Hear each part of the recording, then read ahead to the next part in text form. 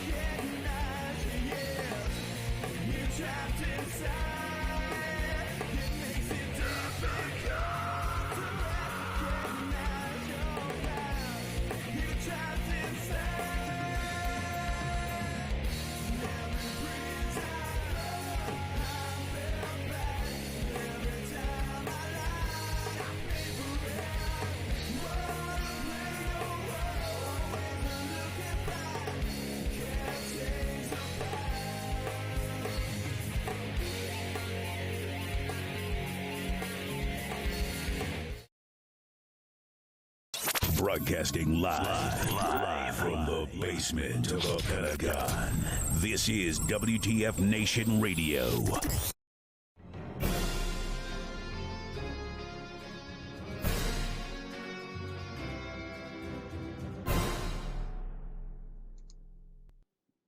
Welcome, one and all. Today is May 25th, 2021. This is episode 58 of Pop Culture Warrior, the show where I stay up to date on all the ins and outs of what's happening in pop culture so you don't have to. I am CQ. I am your Pop Culture Warrior. And with me, as always, is our very own in-house DJ. What? The man in the bubble, the voice of the young pop culture, Mr. Radar. What's up, everybody? What the fuck happened to your face, boy? The chemo. No, I'm just kidding. There's probably someone out there who really has chemo and shit. No. It was a horrible beetle accident.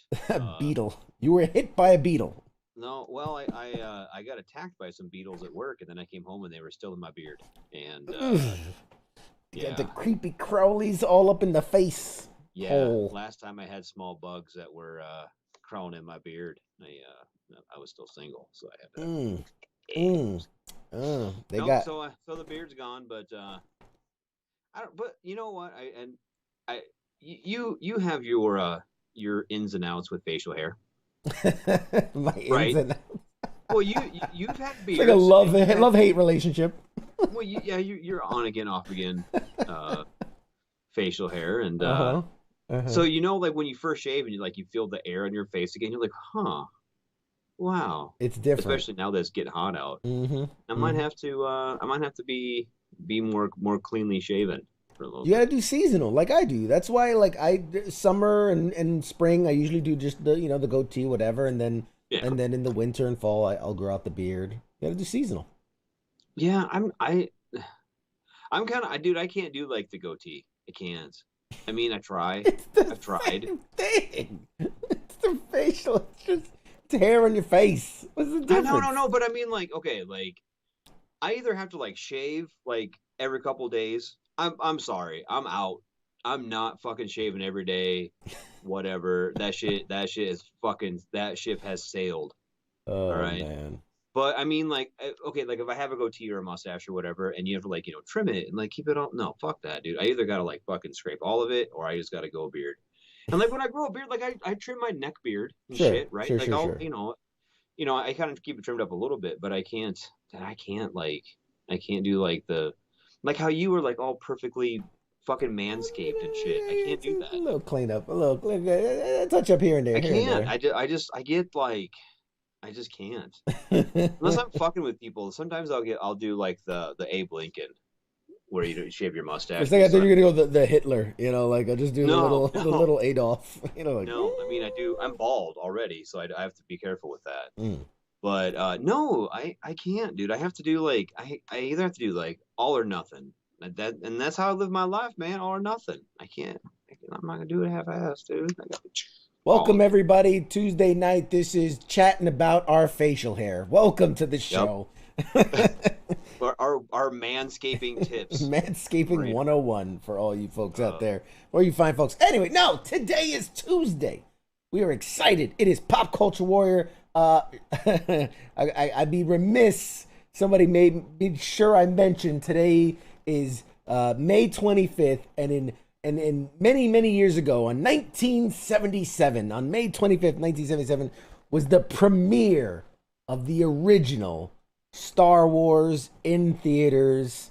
God bless you if you were around and able to see it in theaters and remember buying your ticket. I was yet to be born, but good for you guys. Good for you guys. You were around back then, right, Radar? That was a couple years before I was born. Not a whole lot though. Not a whole lot. Just missed it. I think my mom and dad were dating when that came out. They weren't quite married yet. Yeah, well, makes sounds about right. Anyway, God forbid you're new to this show and you're like, what the fuck did I just walk into? This is Pop Culture Warrior. We're going to talk about the latest and greatest in what's happening in the world of pop culture. Lots of news coming out. And if you happen to see the title of this episode or read the description of this episode, then you know, in our second hour, we have a special guest joining us live in studio, right here in studio. He's probably gonna be right about here. This is right about where he's gonna be.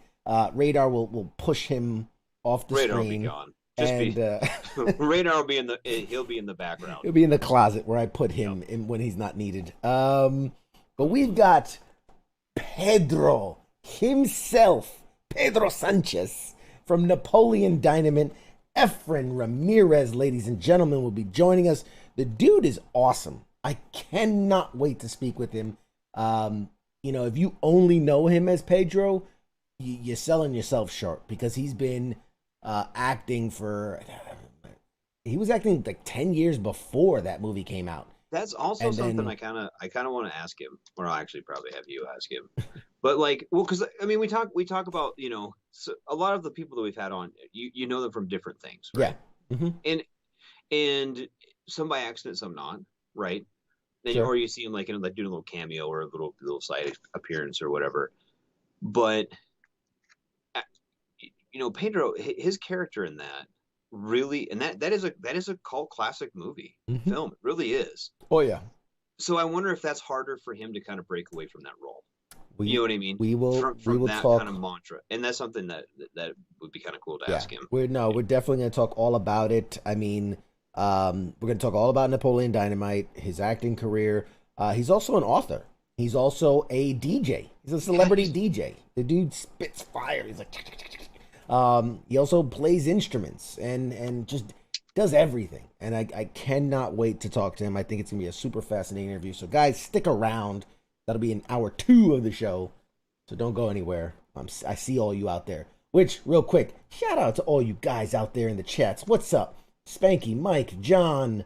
Who else we got? Geardo, what's up, man? Geardo, he's the one that did the of me as Zemo dancing in the club, man. I appreciate you, man. Thanks for coming out. We got the sergeants out there. Corey. Who else? Who else has got this? Somebody say hi. Leonard Skinner is in the chats. What's up, John Knott? Spanky again. Appreciate you, man. What is up, man? How you doing, buddy, man? Yeah, man. It's gonna be so. Yeah, if you guys have questions, by the way, for Efren Ramirez, put them in the chats, man. We'll one of our guys, one of our staff, Radar, somebody is going to capture that stuff. We're gonna ask it to them live, and you'll get your answers.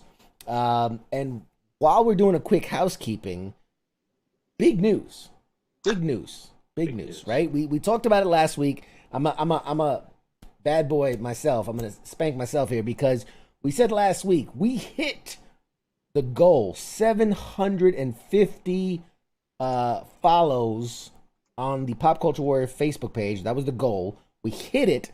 I said we're gonna do a big ass giveaway, and then I had like the shittiest week. I had no time. I just slammed all week, but I put the post out there. It is live right now on the Pop Culture Warrior Facebook page. There's a post. It says like, here, this is the giveaway post. If you want to be entered into the giveaway, obviously like the page, share the post.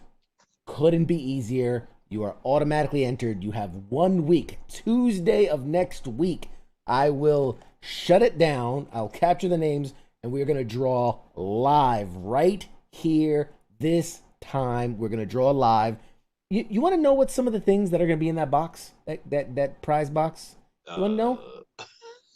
I mean, we're not in Thailand. It's not going to be Beatles. Not Beatles. All right, yeah, no fucking Beatles. It's Radar's shavings, his beard trimmings.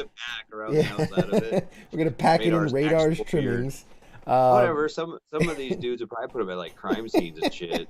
Where were you last Thursday? Well, I wasn't in. Yeah, you sprinkle it. Now you can murder someone, sprinkle some of Radar's hair on it, and boom, you get away with it. That's a gift to you. No, we have. I've promised every time I send out a prize box, at minimum, you're gonna get a celebrity autographed item. Could be a picture, could be a DVD, could be. I mean, I got a bunch of stuff. I got a bunch. So some celebrity signed item. You'll also get a hand-drawn original piece of artwork, of the comic sphere, pop culture sphere.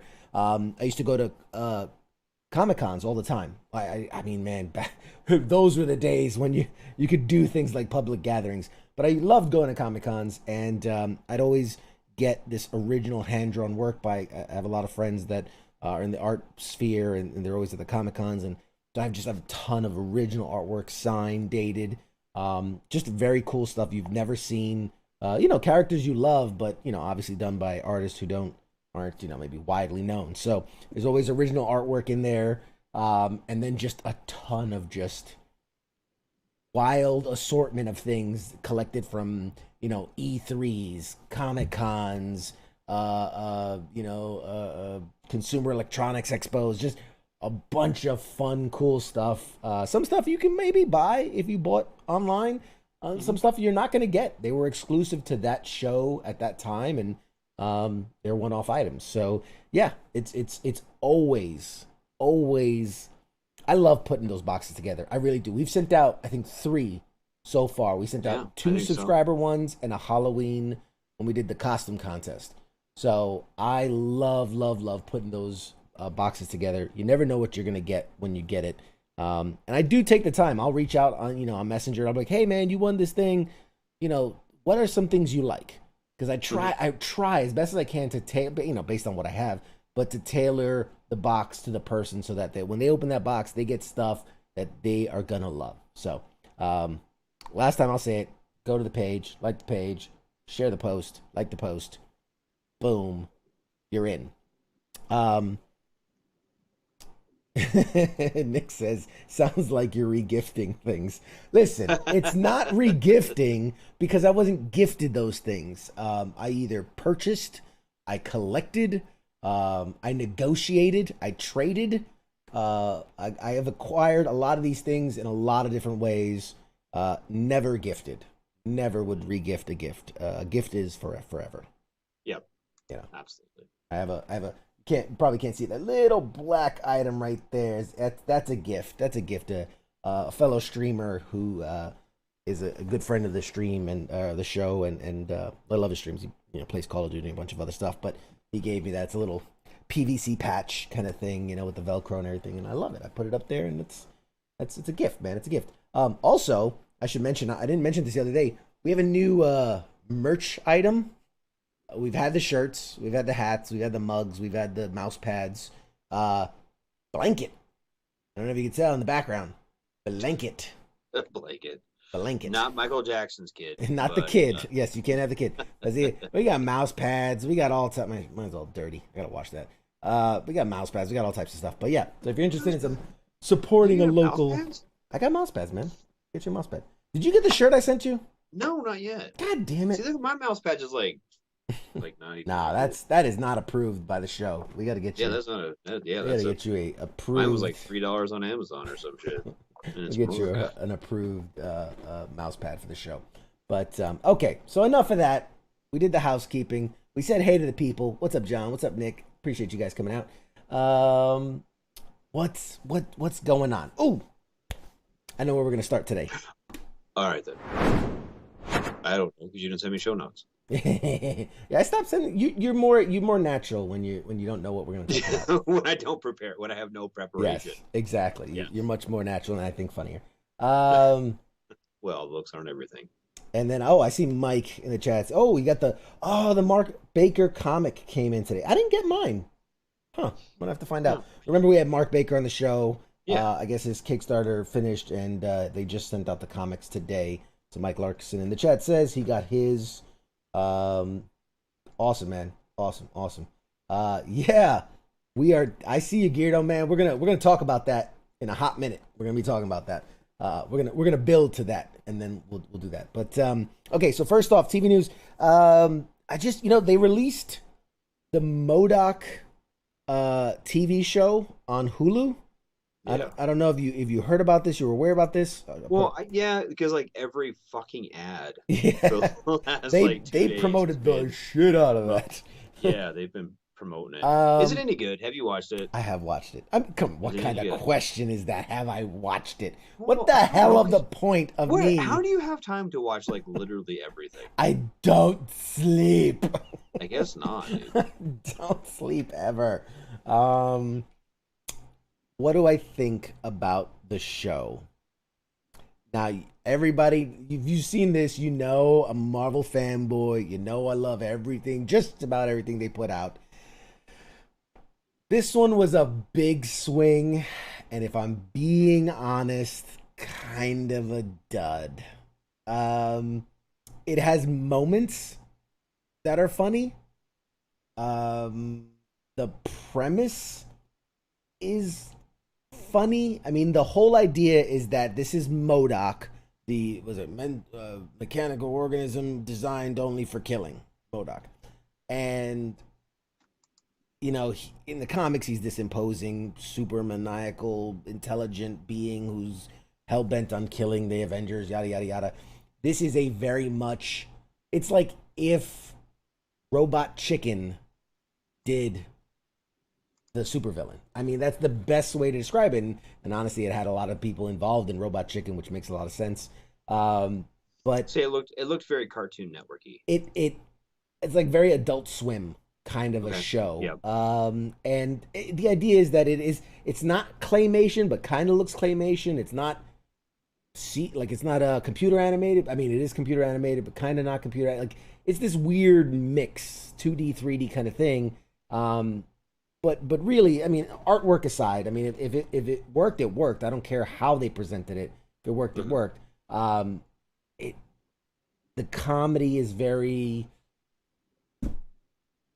I don't know.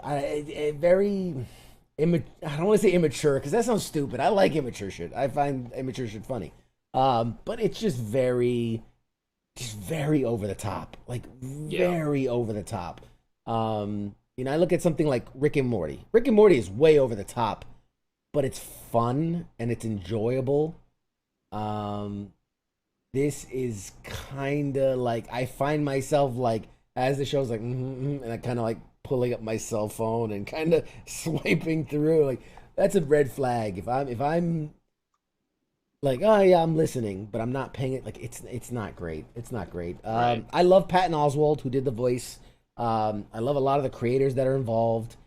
I love the idea of something not. We don't always need that super serious, grounded in reality, MCU, DC universe kind of stuff. Like, it's good to have these kind of outliers of silly, fun, zany stuff.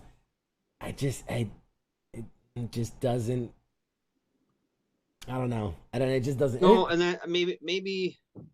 Okay, let me ask you this, because Mm-hmm. you went in as thinking it's like a Marvel kind of property, Sure. right? I mean, it is, but yeah. Ish. Okay. If it was just something, if it was you're flipping through channels at night, Yeah. right, and you find this show, and you sat down and you watched it, would you find it entertaining? Would it be good? As in the words of Radar, is it good? I mean, because Unfortunately, I have to say no. okay. I have to say no. Yeah, it's a bummer. Here's the thing: if you're a Marvel fanboy out there like me, watch it. I watch it. Watch it. It's a thing that Marvel put out. We watch it. That's what we do, right? When Marvel, when DC, when all these put something out, you watch it. That's what you do. Right. But I try to think of it in the sense of the casual viewer. I don't think it will be enjoyable. A lot of it's not inside jokes, but kind of running gags of like, he's a supervillain, he's kind of a joke, he's not taken seriously. A lot of the relationships with other characters, a lot of this is made up. Like, that's the thing. The tone is not, for me, the tone is not right. Because parts of it are completely made up for this show, and parts of it are rooted in like the comic book mythos. So, and it's way over. At one point, I'm not gonna spoil anything for the show, but like one point, he's fucking around. He creates like a portal to Asgard, and he just throws his trash in there, and he's just like, I just like shitting on Thor's homeworld. Like, and that's the gag is like, I just like throwing trash into Thor's homeworld, and like, it's funny. The premise is funny, but then a lot of times the gags with it are just, I don't know, they're hit and miss. Right. They're just kind of, yeah.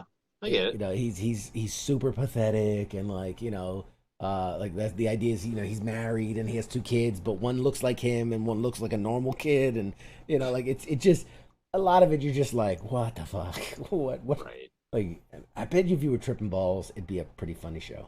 I bet That's you. what I was. I feel like a lot of Adult Swim content is that way.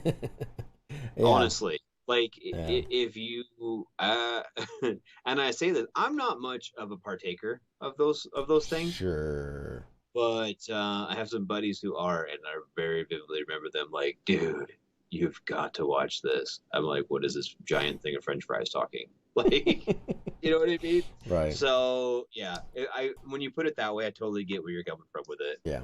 And it's whatever. And to each their own, I guess. And if you do, like that sort of humor, I guess maybe it's probably going to be one of those things like Archer. I love Archer. My wife cannot stand it. Yeah. Yeah. You know Like, what I that's the mean? thing. Yeah. If you love it, you love it. If you don't, you don't. And I really try to love everything that Marvel puts out, or just, I just remember growing up in a time when we didn't get comic book properties, outside of maybe the X-Men on cartoons, or Right. Spider-Man. So it's like I'm just desperate to have. I don't want to go back to the old days where we didn't have something. So, but no, they tried something. I don't. Okay, so how much of it's actually a Marvel property though? Like I know the character's Marvel, Yeah, I mean, it's a Marvel show. It's a Marvel. It's but is it? Marvel's Because it's MODOK. like okay, but because it's on Netflix, Hulu. Hulu, Mhm. so not on Disney Plus. Correct. Not when I go to Disney Plus and I look in the Marvel section, I doubt it will ever be I'm there. not going to find it there. No, I kind of looked. Honestly, It is. Let me. Don't be fooled by the animation style or anything. It is extremely graphic. They talk about horrible things. They in cartoon form decapitate and murder, sex, nudity. Like, that's all at the same time. all for, all in the same scene. Oh, But yeah, no, they talk about some horrible talk and do horrible things. Yeah, so you'll never see it on Disney Plus, that's for sure. It'll be on Hulu. And Hulu's like a subsidiary now, so it'll live there ish and yeah. stay there. So that's why I was curious. That's what I didn't know. I was just kind of like I said, I don't know if it's going to be like it's not canon. Yeah. Right. Yeah. Oh well, it's definitely not canon. All right. This is in the multiverse, kind of like another universe. But okay, what else? Oh, here. Speaking of Adult Swim, great tie-in. There was so obviously Rick and Morty is a huge property for Yes. Adult Swim, and they just announced several new digital short series that are based on characters from or inspired by shows on the network. So basically, they're trying to milk that money from all their popular characters to spin off smaller little shorts, digital shorts. One from Rick and Morty is this one, The Vindicators. So in one specific episode of Rick and Morty, they teamed up with the Vindicators, who were like, the Rick and Morty universe of, I don't know, Justice League or Avengers. Mhm. Well, I guess Yeah. Vindicators, Avengers, yeah. And so they're going to do a whole animated series, a short series, like 8 to 10 episodes, but it's based on the characters of the Vindicators. Nothing to do with Rick and Morty. It just in their universe. So you'll follow Supernova, Vance Maximus, Alan Rails, Crocubot, and Noob as they fight crime, avert genocides, and yuck it up without Rick and Morty. There's no specific premiere date, but yeah, all we know right now is 8 to 10 episodes released online across digital platforms globally in either 2021, later 2021, or early 2022. And on that note, Rick and Morty's coming back June 20th. So excited for that. Love me some Rick and Morty. Did you ever see the Vindicator episode? No, I didn't see that one. Oh man, it's a good one. It's a good one. I've gone back and forth with Rick and Morty, and I don't hate it. Like if it's on, like if I go to a buddy's house and it's on or whatever, or like when I had Ronan, I was like stuck on the couch. I watched a couple episodes of it, but I don't love it. I really don't. Like I don't hate it. I'm just like it's hard for me to like get in and follow. Sorry. You gotta start from season 2. I always tell people like season 1 was fine, finding its footing, but like season 2 for me, was it season 3? Might have been season 2. I'm pretty sure it was season 2. But oh man, it was. I'm obsessed. Love that show. Just so wacky. I kind of, I'm a big Back to the Future fan, and obviously it reminds me a lot of, Doc and Marty. It just but very over the top version of them. But yeah, so June 20th they're coming back for season 5, which they've been renewed for like 10 seasons. So there should be new Rick and Morty for like at least 10 more years. I mean, that's the hope. That's the hope. So that's the Vindicators. Maybe sometime between now and the next fucking end of the next decade, maybe I'll get around to watching something. You got to get into it, man. You got to get into it. I do, but it's one of those. I'm medium with it. I don't hate it. I don't think it's like the dumbest fucking thing on TV. It's not like that Uncle Grandpa show or some shit. That's even worse. But I don't love. I don't follow it. I don't sit here at night and be like, I should watch some Rick and Morty. I just don't. I hear you. I totally hear you. I literally just was like, I was bored the other day, and I'm like, I'm gonna go back and rewatch Rick and Morty. So I get you. Yeah, Scott says the season's released like every other year. That's the problem with animation is that you get a series order, you complete the order, and then if like at least now, when you have that 10-year commitment, that 10-season commitment, there's a very regular schedule to it. We're filming, we're shooting, we're writing, we're releasing. Whereas they're like, also too, they can build a storyline a little bit. Sure, yeah, you can build out, you can plan out that through line. But what I mean is like when you get 2 seasons and you do them boom, boom, then you're on the bubble of like, are we getting greenlit? Are we not? That delays, like as soon as you get the greenlit, now you have to spin up the studio, get everybody ready, write the stuff, record the stuff, animate the stuff. So that's why there's such long gaps when they're not audit, like when they don't know they're gonna have that next season. There's a long gap between because they have to redo everything. Hey John, what's up, man? I see you, buddy. So with them having a 10 season commitment, I'm sure that's gonna be bang bang bang. They're gonna be coming out pretty regularly, hopefully. Hopefully. See, Geardo knows the quotes, man. Who the fuck is noob noob. Burp. That was a great quote. Okay, so we talked about that. Oh, this one's a little disappointing. Do you recall? And we talked about this, and I know a lot of people had opinions about this. Which, as always, whenever you guys have opinions, please let us know them because I'm curious. Don't let me know. I'm curious your thoughts on what we're talking about. Powerpuff Girls. Okay, we talked about this. There's a live action adaptation coming. Here's the preview of the 3 young ladies who have been selected to play the Powerpuff Girls. Now, we talked about this a couple weeks ago because there were shots of them like in the uniform, doing the takeoff and like doing the whole thing. Well, some interesting news came out today. All right. It's kind of been canceled. They let me tiptoe around this. It hasn't been canceled officially. Yeah, it has. Basically, they shot the pilot. It was not well received by the studio, by people that saw it. Anybody. By anybody, apparently. So, according to reports, they are shelving it to be redeveloped and then redo a pilot. So, this doesn't happen that often. Like, when you get a pilot order, you do the pilot, it either works, great, continue, or it doesn't work, bye-bye. That's usually what a pilot. So, the fact that they're willing to say, look, this pilot didn't work. We're going to rework it. We're going to retool it. They said everybody's going to stay the same. The cast and crew are all staying the same. The writers are staying the same. We just need to kind of go back to the drawing board. And it's funny because if you remember, wasn't the whole pitch like this is the angsty, young 20-somethings and they're rebelling against their childhood as crime fighters? Like it was supposed to be this gritty thing. And basically the president of the studio is the CW. He's basically said, look, we shot it. It was super campy. It was super corny. And we want it to be more rooted in reality, more gritty. And it just did not come across that way. Right. So, I mean, I like Mike's comment. They should bring in Zack Snyder. Bring in Zack Snyder, yes. Yes, Michael Bay, Zack Snyder, and I don't know, Brockheimer, Jerry Brockheimer.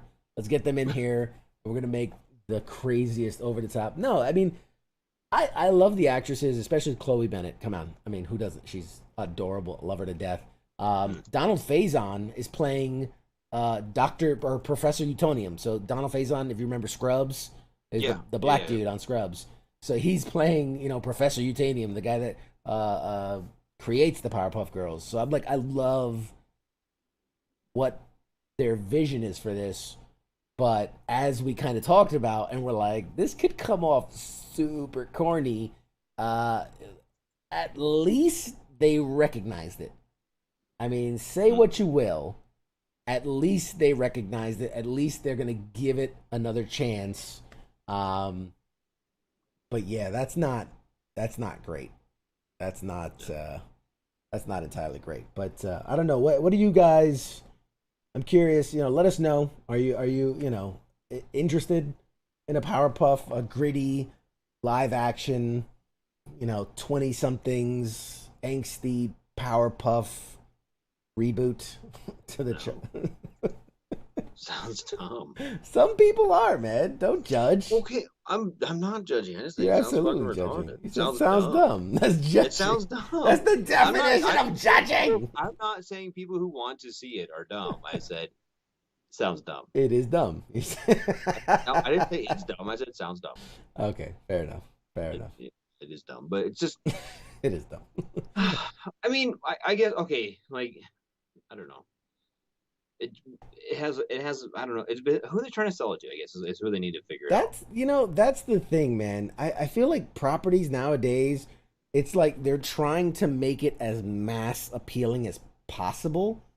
So it's like, well, it's aimed at, everybody from 6 to 70. It's like, whoa, that doesn't work.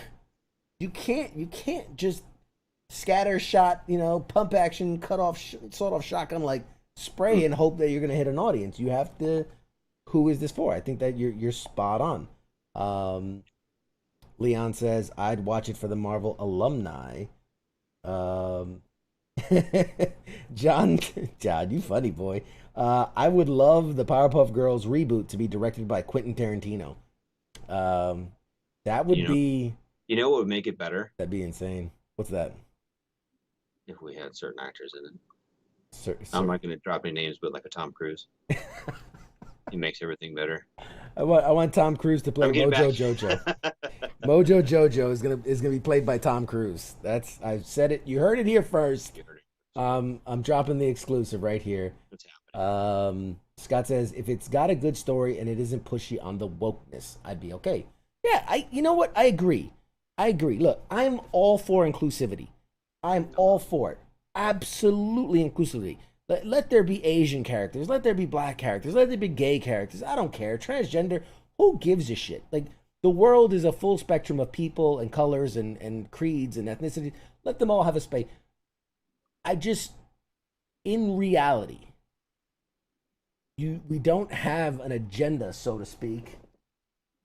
You know what I mean? Like, you don't have someone walking down the street, I'm gay pride, and you're just gay. You live your life, you be gay, great, awesome. Be straight, live your life, be straight, awesome. Like, we don't need the show to like shove it down your throat. But this is me being just truthfully honest. I've been watching the Batwoman show, and I like it. I liked it with Ruby Rose. I mean, more or less. I mean, there's things that could be better, but I mean, you're making a Batman kind of thing with a very TV budget. It's more the technical stuff. I'm like, eh. And it's fine that the character of Kane or the new one, Ryan Wilder, is gay, is bi, whatever. That's fine. But when you constantly make it a part of the narrative and you're constantly pushing it's like, it's exhausting. Like, I'm here for Batman. I'm not here for your, whatever it is, your agenda. Doesn't matter, left, right. I'm not picking one saying it's worse than anybody else. Any agenda. White, black, race, straight, gay, left, right, doesn't matter. Any agenda. I want to enjoy. I'm leaving reality and I want to enjoy good guys beating up the bad guys. Yeah. That's what I want. But right. Well, and that's why I don't really give it. I mean, you can't really say this nowadays, but I don't give a shit. I don't give a shit about really much people past my own fucking four walls. Honestly, sure. Fucking you do you. I'm gonna do me. I'm gonna hang out with my friends and family. I don't give a shit about the rest of it. Don't care. And I don't know. Like, when it comes, I remember like when fucking Captain Marvel came out, people were like, "Oh, I don't give a shit, dude. Make the good movie. Make it a good movie. Yeah. Make it good. Fucking absolutely. Beyond that, don't give a shit. Yeah. Absolutely. And then, what was the first openly gay character? I don't give a shit, dude. Make it not suck. Like, why is that a hard concept? Yeah. Maybe I'm just an asshole. I am an asshole. I mean, you are an asshole, but that has nothing to do with it. Nobody's gonna fucking debate that. With this. Okay. With that, we've come to the end of TV news. Moving on. Oh, this picture breaks my heart. I'd like for us all to take a moment of silence.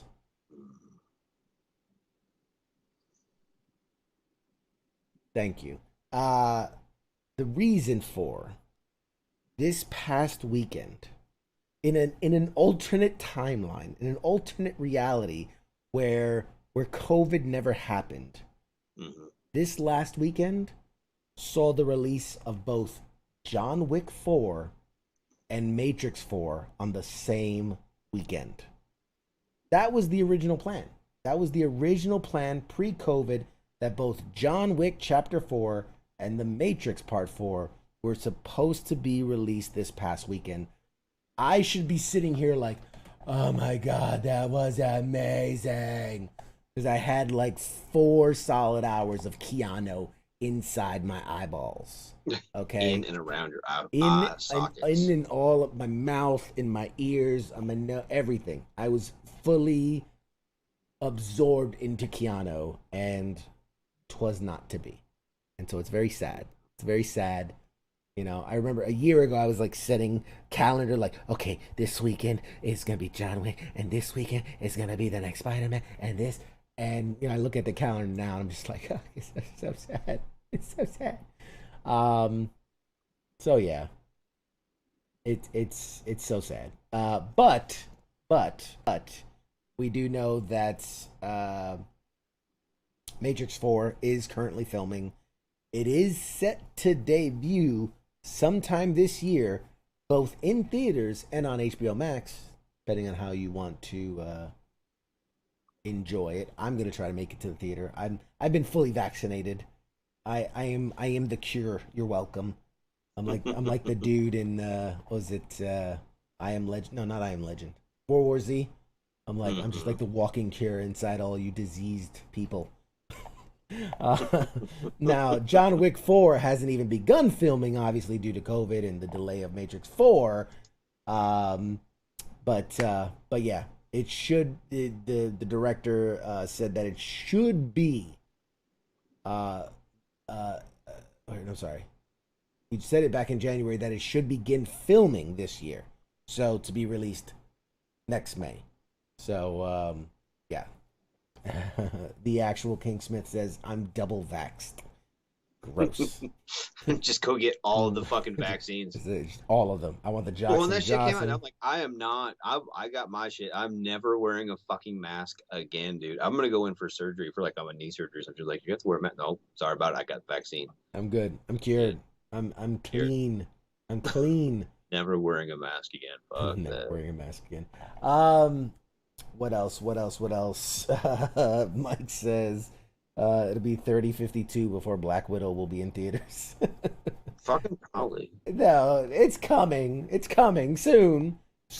And on top of it, like, it's just so funny to me. Now, we waited so long for it, and now we're getting closer, obviously, you know, with people getting vaccinated, with mask policies and things like that slowly being lifted, and occupancy rules being lifted and things like that. Now Disney finally is like, all right, fine, we'll release it to home theater. It's like, we've waited this long, might as well they just should have did that shit fucking months ago, dude. Yeah, they should have did that shit in like fucking Christmas, Thanksgiving. That should have been like our Thanksgiving break movie. I mean, pretty much. Watch this shit out of fucking, yo. Pretty much. I mean, that's the idea, is that, you know, either release it a while ago, or I mean, stick to your guns now and just wait for it to be in theaters. I mean, they feel like they kind of split the difference, and it hurt both sides. Let's see. Oh, here we go. This is the one that I'm excited about. Oh. I didn't think I'd be this excited, but maybe it's the fact that I'm just so dying to get back into a theater, and so dying to get back into the, you know, the Marvel universe and all these other universes. But I'm really excited for this one. So guys, let's watch. Only 2 minutes. The first official trailer for Eternals.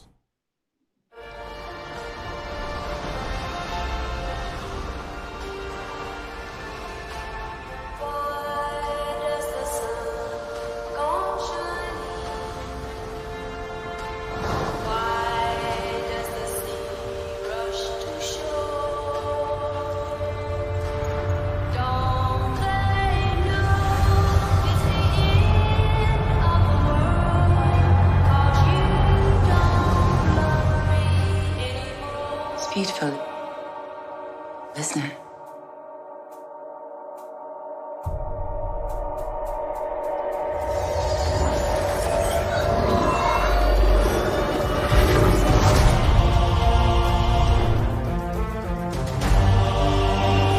We have watched and guided. We have helped them progress and seen them accomplish wonders.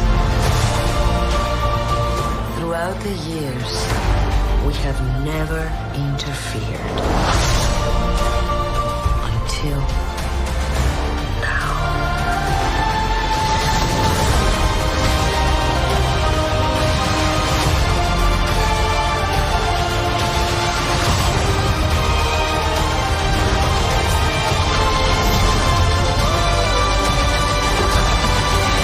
Ended when you said goodbye.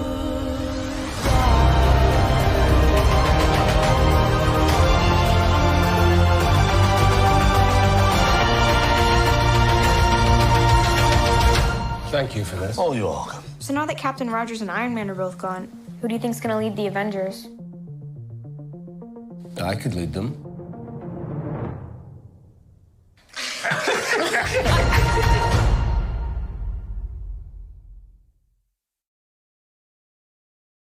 So there you have it.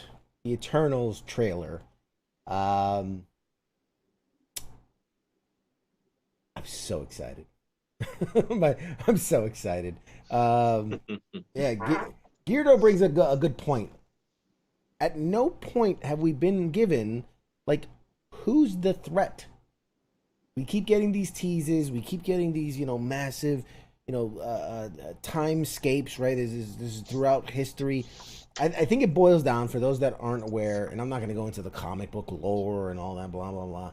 But based on what they're showing us and based on what I've read about, the idea is the Eternals are beings born of the Celestials. So if you've seen Marvel movies, you know that Ego, which was the big planet guy that was Quill's father, he was a Celestial. When the Guardians go to Nowhere, the big floating head in the sky, that was a Celestial. We've seen Celestials in and around the universe when when the Collector is showing them the visions. You see one of the Celestials, giant beings, kind of look like Galactus. Those are Celestials. So these beings, the Eternals, are born of the Celestials, and so they are what they say they are. They're eternal. They've been around forever. They'll be around forever. And so the idea is that, obviously based on this trailer, they've come to Earth when it was very primitive, and they've been around. We saw Roman empires, we saw Egyptian empires, we saw it looked like African, Indian. Like, there's a lot of different cultures and people and times represented. So the question is, if they're around, if they're these protectors, if they're these people that helped develop society and helped protect it, where the fuck have they been? Like, and again, without going into comic book lore and spoiling, which I don't know the answer, but I do know some old storylines that kind of seem to be pulling in this direction. The idea is that all these Eternals have individualistic powers. So, like, one's super fast, you see that. One is super strong. One can, like, manipulate, like, basically create technology. One can manipulate and create earth and water and things like that. So there's all these characters, and one of them is kind of like psychic and can do mental manipulation and things like that. So there was an old comic book storyline where they did come to Earth, and they basically, something happened. Either they screwed up, or they lost, or they couldn't deal with it, or whatever. And they decide, you know what, screw it. We've been doing this for so long. We've been doing this for thousands of years. We just want to live normal lives. So they, like, mind wipe themselves and just blend into society for whatever reason. So the running theory, is that the reason we haven't seen them in, like, Captain America or any of the World Wars or against Thanos or against all these other things is because they've been living as normal people with their minds wiped of the fact that they are these celestial beings. And the theory being that, I guess when the snaps happen, or I don't know, something must happen for them to reawaken. We see them in the present day. So something must happen to reawaken them and kind of bring them back into the fold, so to speak. And because we see them talking about, at the end of the trailer, Captain America and Iron Man being gone and who's going to lead the Avengers. So they're obviously in the present day. They're in the hip know of what's happening. And they know they're superheroes, I guess, so to speak. So I did find it strange. Did you notice they didn't say Captain America and Iron Man? he said Captain Rogers. Yes. So it's just a strange, I don't know, Yeah, something because, about that. The other guy's Captain he's not America. Captain fucking America anymore. I don't know Right. if you saw the news show or not. That's one interpretation of it. Yes, it is. The other is they could be referring to him. You know, they've been watching him since he was, you know, in World War I or II, whatever it was, and or World War II, and they're just referring to him as the soldier, Captain Rogers. You know, the rank and the thing. And I don't know. All I'm saying is this is kind of where we're going to get into it and find out how much they know and don't know and all of the things. And it's kind of interesting because I don't know. It's supposed to be like all-knowing beings, basically gods, right? To an extent. Yeah, basically. They're like demigods. But they're not. Yeah, like semi-demigods. Yeah. Quasi demigods. I feel like they would have been pretty handy at the whole Thanos thing, maybe. I helpful agree with you. Anyway. And I think for the most part, it's complicated because in some scenes you see them, you know, fighting and whooping ass. You know, in one interpretation they were very like peaceful, like we're here to help you grow as a people, but we're not here to get involved, and we're not here to be violent and everything. But in some scenes you see them swinging weapons and fighting and things like that. So I don't know. Whichever direction they decide to take it, I don't know, but yeah, I'm not entirely sure which way it's going. It's interesting. It could be really cool. I mean, I don't know. Marvel's been doing pretty good lately, you know, with their content. They've been doing okay. It's not gonna be good. It's got some, you know, Angelina Jolie's in it and some other. It has potential. Has a lot of potential. Yeah. So let's see where it does. And I don't know, neat. Yeah, man. Yeah. So. What about you guys? I see, hey, Naomi, how you doing? She's excited. I cannot wait. I'm definitely going to watch this. Yeah, me too. Let me ask you guys in the chats, and then I'll ask Radar while you type. Theater, or if it were available, or put it this way, the next movie you're going to see, the next movie you plan on seeing, you know, are you getting comfortable with the idea of going back to the theaters, or are you going to stay watching it at home if the option is there? I'm curious what you, the people in the chats, have to say, if you're ready to start going back to theaters, or if you are prefer to stay at home for the time being. What say you, Radar? Well, I'm not comfortable going back to theaters, not because of coronavirus, but people are fucking gross. People were gross before the coronavirus. Let's be honest. I didn't like going to the theater before coronavirus or COVID or whatever the fuck you want to call it. And it has nothing. People are fucking gross, dude. Like, there's like snot-nosed little fucking kids wiping their boogers all over the seats and shit. And I know that you prefer the experience of that. I like my house. So I'm really excited about the aspect that I might be able to see brand new releases in my fucking home whenever I want. Yep. I will say that there are some movies, and Marvel, in my opinion, Marvel movies and like the Star Wars stuff and all that really if you see it in theaters, it is a different experience. I give you that. But it's also an experience covered with fucking kid germs and bullshit and probably like crusty old semen in the fucking rough ass shit. No, I'm good. I'll stay home. Yes, for sure. No, I hear you. I got a couple people saying Mike says home is cheaper. Leon, okay. I'm gonna say this. I'm gonna stop on that though. If you have to pay for the service, I'd be willing to pay extra to watch the movie at home. Right. That's that like, Disney Premiere Plus nonsense. If it's something like, especially if it's like a Black Widow or something, I'm not gonna watch it for like the Mulan. I know you watched the Mulan show or whatever. I didn't give a shit about it. Whatever. Like, but something like Black Widow or most of the Marvel films that are coming out. Yeah. Doctor Strange. I would pay extra to watch that in my home. It's not necessarily a financial thing. And like, yeah, the movie theater fucking rips you off like $25 popcorn or whatever. But actually, I would pay the extra money to watch it at home. And if it's something that's equivalent to whatever, you know, even if it's like $40, if it's something like, well, like a pay-per-view kind of deal. Yeah. where I mean, what's a date at the movie cost now for 2 tickets? Probably about $25-$30 ish. Yeah, we'll see when theaters open back up what they start charging. Right.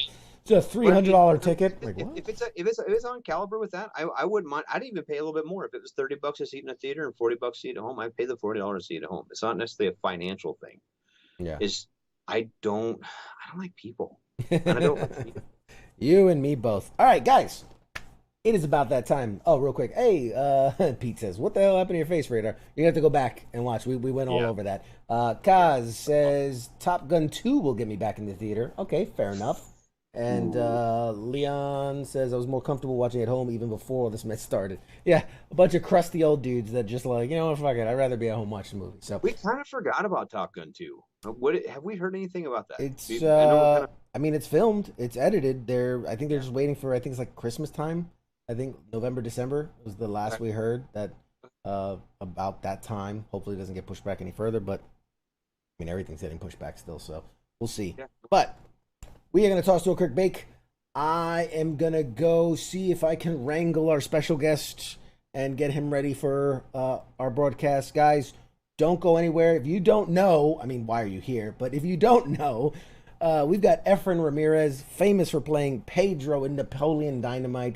He's going to be joining us here after the break. So don't go anywhere. We'll be right back. Radar, say bye to the audience because they're not going to see you for a little while. See you. Bye, see you. Bye, see you. All right, guys. We'll see you right after the break. You're listening to the sounds of WTF Nation Radio.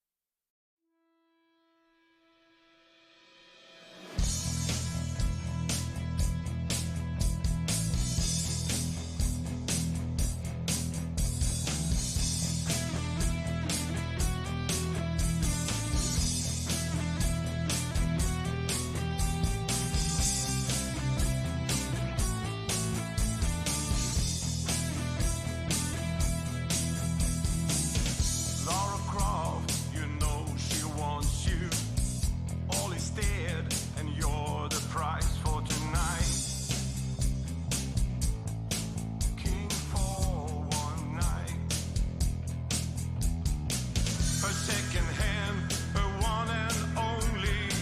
'Cause no one kills and slaughter just like you. Just like you do. Wake up and take your part in real life. Out of the gate, you know so well.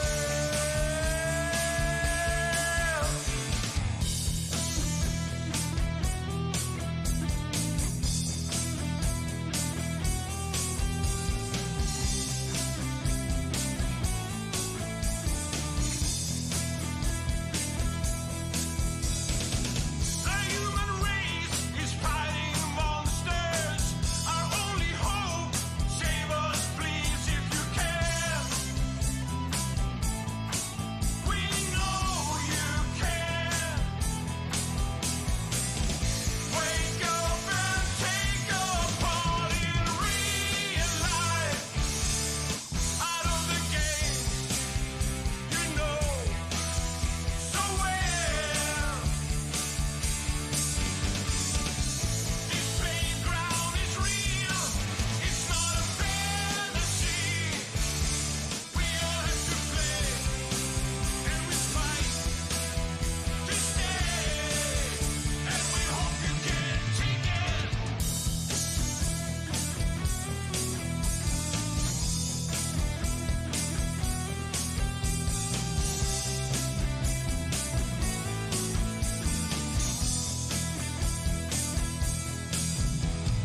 Time and time again,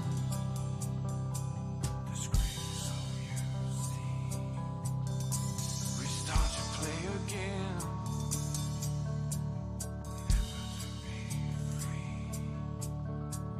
Start to play again and try to win. You never do the same mistakes again. Everybody's watching you till the end. You die and try again. Enjoy this real life. Out of the game, you know so well.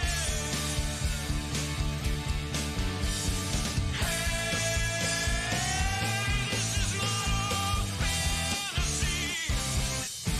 This is here. This is now. And we're in. Game over. Game over. Game over. Game over. The voice of U.S. Army, WTF Moments. This is WTF Nation Radio.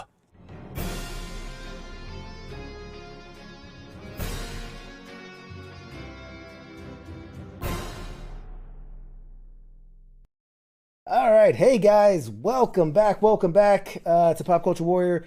I'm super excited tonight. We have a phenomenally special guest. My guest tonight is an American treasure. You may know him from his memorable portrayal as Pedro Sanchez from the smash hit Napoleon Dynamite, but I can assure you he is so much more.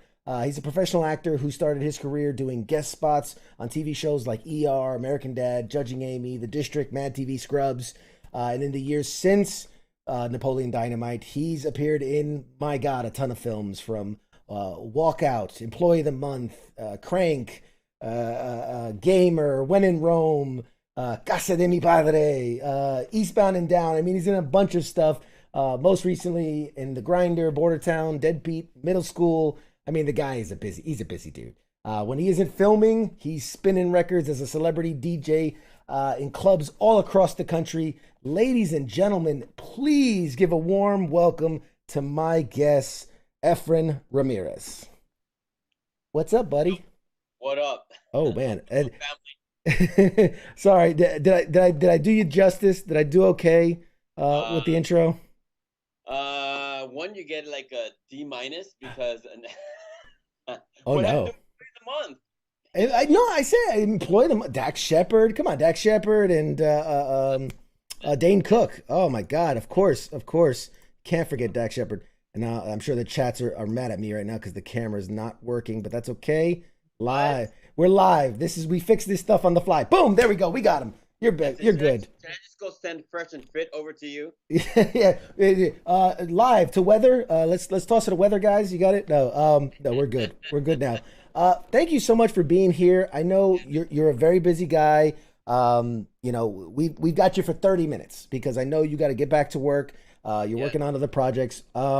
First, so let's get right into it. The first thing I want to ask is, being that we're a military kind of veteran family show, do you have a connection to the military? I know you yourself haven't served, but any family members or friends or anything like that? Well, I went from high school and went straight to college. So, but altogether, I have six. I come from a family of six brothers. It's like, my 5 brothers and me. We're 6 guys, and 3 of us went to college, and my other 3, one went to the Army. Give a shout out to the Army guys out there. And my other brother was in the Marines. He became a drill instructor. Oh, right on. Yeah, dude. And he would kick our asses every time we'd come to the house. And then my brother joined the Air Force. So, yeah. And then, it's like we would go to Camp Pendleton, Miramar, Edwards Air Force Base. So, and watch the Thunderbirds and the Blue Angels. So we lived a very crazy life. So, and I just so happened to be the actor in the family, and it was something that I knew. Oh, that's awesome, man. What I mean, is there a reason why one went Air Force, one went Marine, one went Army? It was just like we don't want to be in the same branch, or what? No, I think part of it is because my brothers were in ROTC and CAP, which is Civil Air Patrol, and that just branched them out. And I have an identical twin, and my twin was once we graduated high school. I'm like the nerd. I was at the theater program, chess program, Christian choir I'm like, you're like, dude, the book club. Yeah, me, dude. So, and my brother he wanted to travel, so he joined the Air Force, and he did that.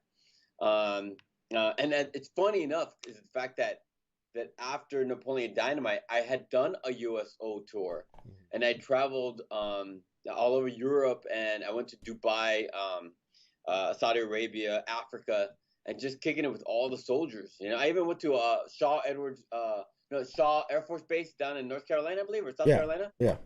And I flew in an F-16. They're like, "You want to do it?" I said, why not? Let's go. Just hope it doesn't transform into a robot. But it was cool. It's just like, you get an opportunity and you take it. And my brothers and I, we're all different, So with that, we just took our own path, and my path is just to be the crazy guy inside here. Yeah. No, and so that makes sense. Why, you have a affiliation with the military and doing something like USO tours. That's not something that just every actor is excited. Like, yeah, let me hop on a plane and go to the Middle East somewhere. So I'm assuming when you got that call or when you got that ask, like, you just jumped at the chance to support some troops. Of course. Yeah, and like you talked about earlier, is that prior to Napoleon Dynamite, one of my jobs, I used to DJ all over Los Angeles. And I used to do a lot of raves here. And then after Napoleon Dynamite, I started to DJ as a celebrity DJ all over America. Then from America to Australia to Mexico to Canada.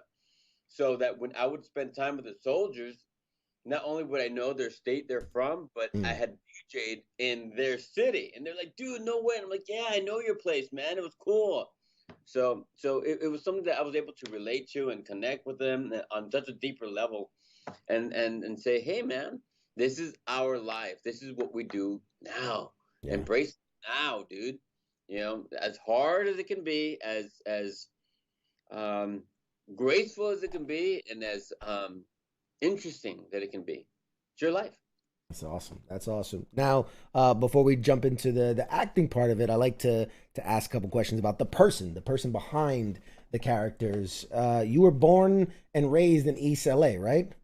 I was born in East LA. Cabrón. Eso sí, cabrón. Yeah. And now I'm sure a lot of people might mistake that you're Mexican, right? That you're not, but you're actually El Salvadorian, correct? My father, my father was, my mom's from El Salvador, and my father, he never really met his real dad. So,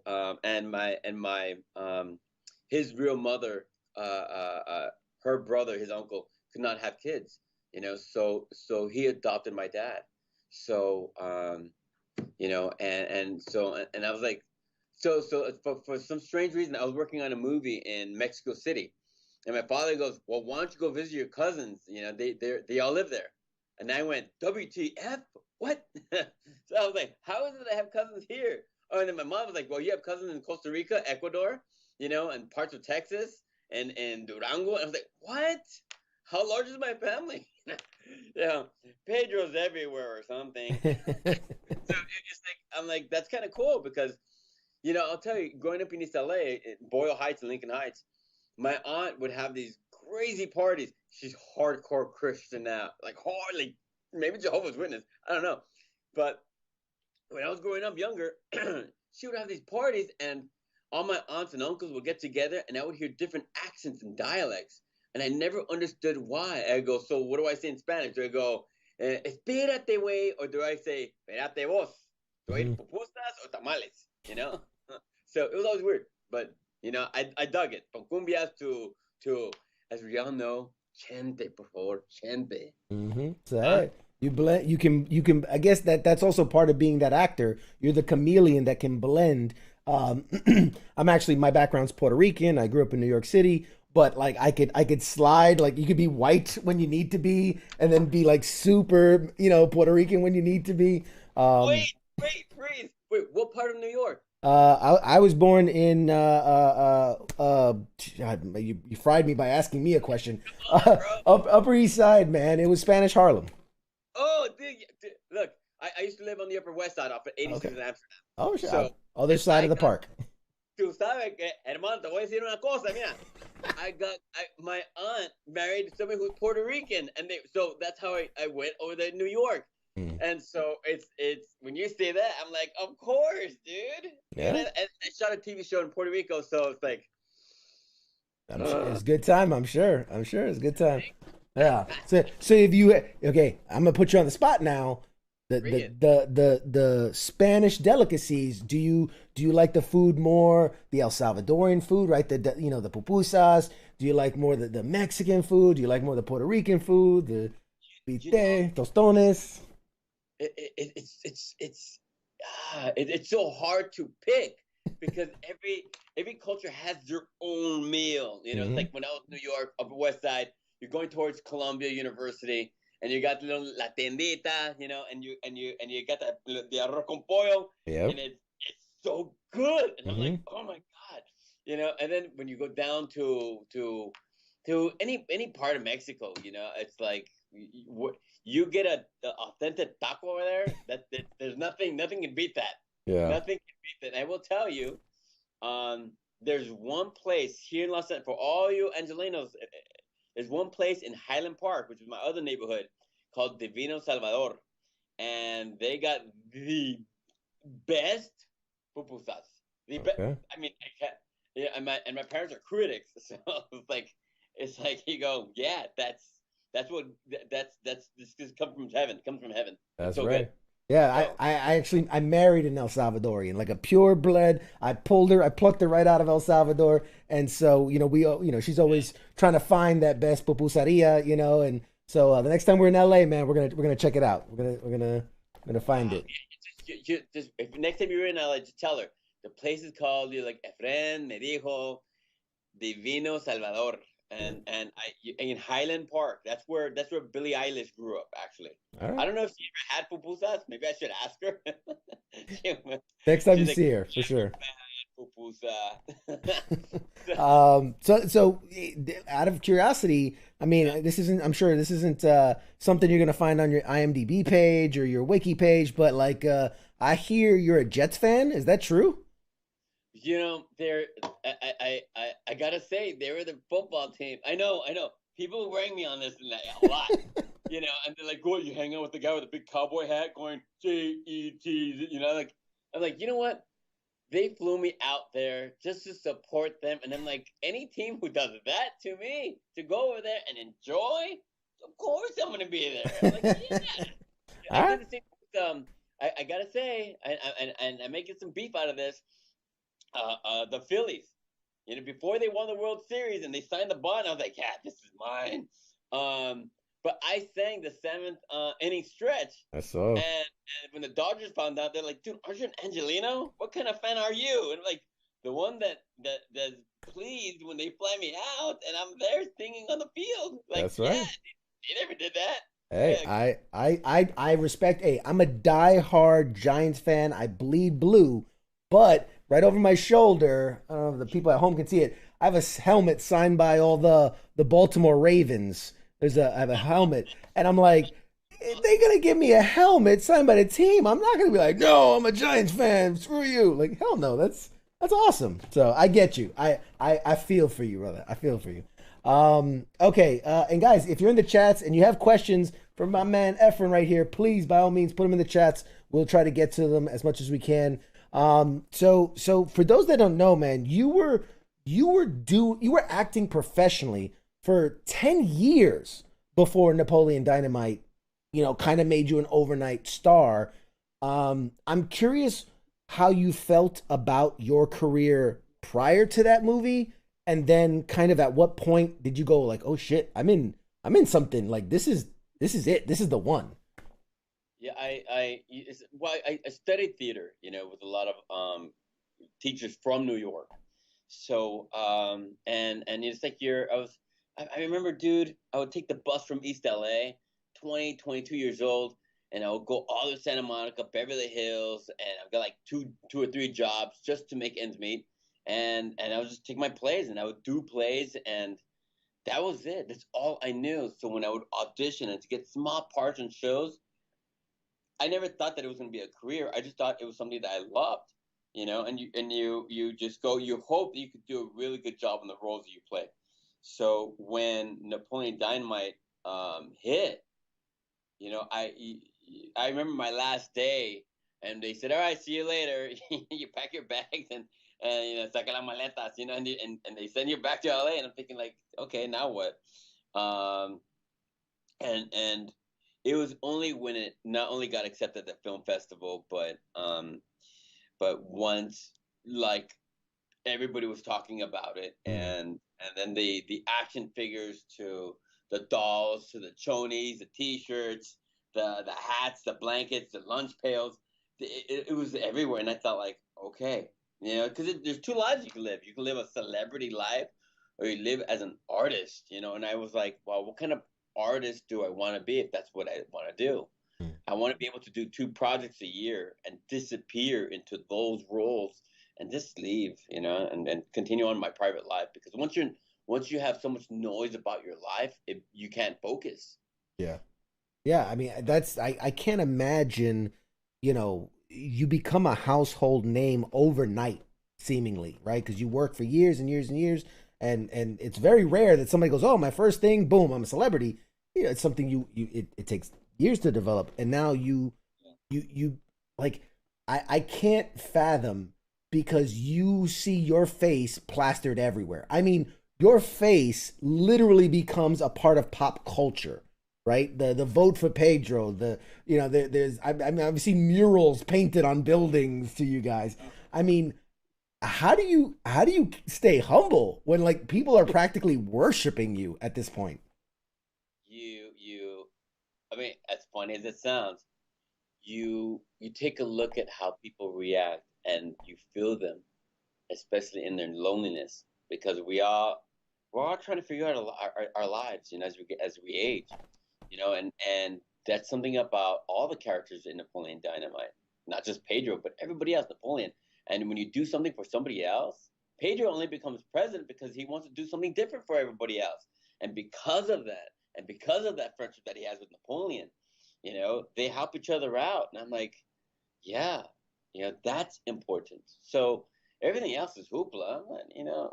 I mean, that's cool, great. Don't get me wrong. I enjoyed being standing on the grass and singing the seventh inning stretch. That's awesome. If I get invited to a concert, they go, "Do you want to present us on stage?" I'm like, "What? Of course." When I met Perry Farrell from Jane's Addiction, or kicking with Sebastian Bach, it's like, or Brett from Fuel. I'm like, this to me, or just some of the greatest actors I've met. I met Sir Anthony Hopkins and Benicio del Toro, Tom Cruise, Johnny Depp. It's like the list goes on, and they shine through, and they kind of tell you, you know what, go out there and make a difference. It's scary.